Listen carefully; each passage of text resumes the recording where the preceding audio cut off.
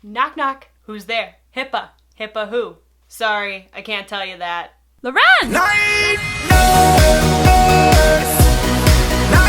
As a nurse, you really need to learn how to have a sense of humor, or else you're gonna cry a lot. And if you live or work with a nurse, you probably have realized that they have a pretty dark sense of humor. It's not that we don't care, it's how we get through our day. And I gotta tell you, some of the things that weren't funny then, now I can look back on it and kind of laugh. So today I thought I'd share some funny, interesting stories from my nursing career with you guys. Let's start with the basis of humor. It has to be a poop joke, right? So the semester before I graduated, I worked as a nurse extern. I don't really know what the difference between an extern or an intern is, still to this day. But unlike an intern, I did make money, so. As an extern, I didn't have my license yet, so I couldn't really pass medications or anything of that sort. But some of the things I could do was help the nurse aides out with bathing and feeding, taking vital signs. But most of the time what I ended up doing was sitting with patients. Just sitting with them and watching them. And this nurse that I was helping out this particular day, she says to me, I just gave this patient Kayexalate, can you just watch them? And I said, sure. Not a problem. Kayexalate is used when a patient's potassium level is too high, and one of the ways the potassium can come out of the patient is through diarrhea. So, not really knowing this, all of a sudden I hear the patient go, oh! And I ran over to her and I said, what's wrong? And she's like, I think I went, honey. The only way I can describe it is mudslide. Long story short, I had to call like a whole team of people to clean up the code brown that happened in the room. And she felt so awful and everything. I will never forget. I will never forget that.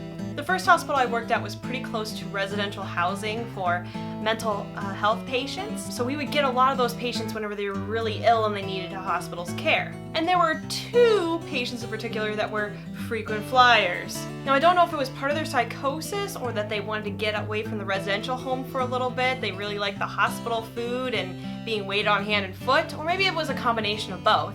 But they liked to take apart things in their rooms and eat them. So I would pull up these patient charts and you would look at their x-rays and you could see a battery floating in their stomach.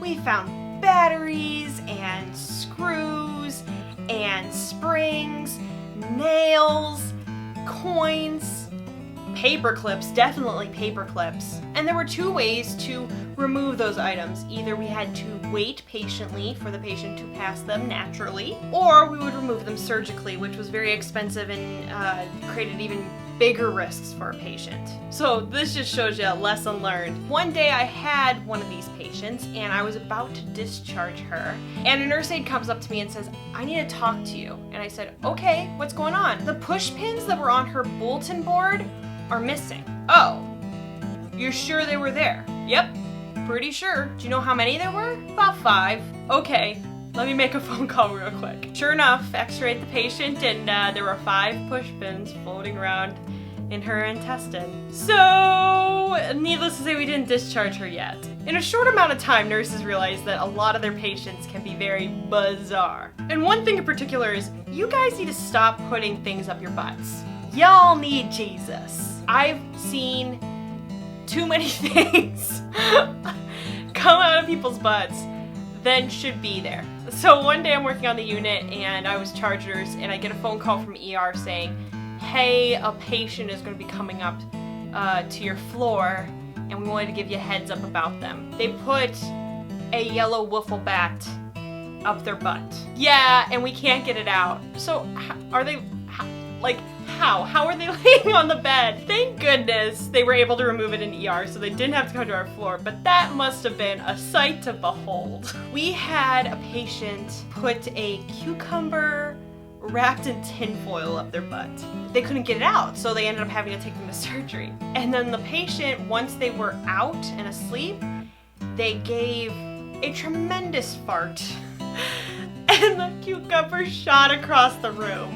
What even is my job?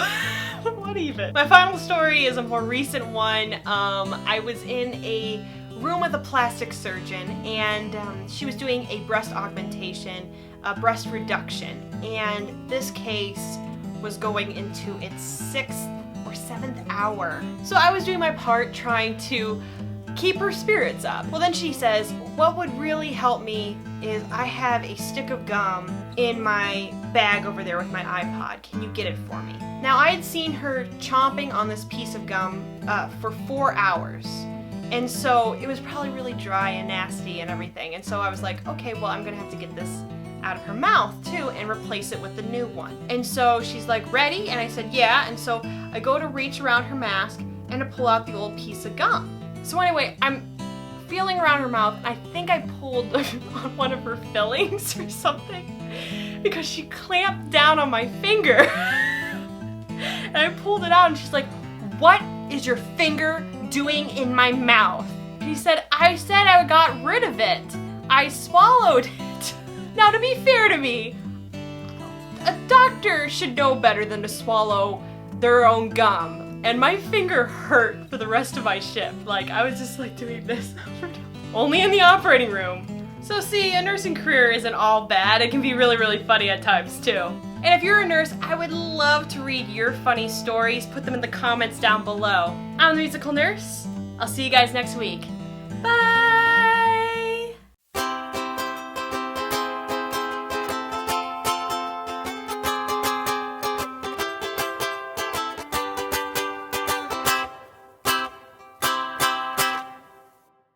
You know why they call it ICU, right?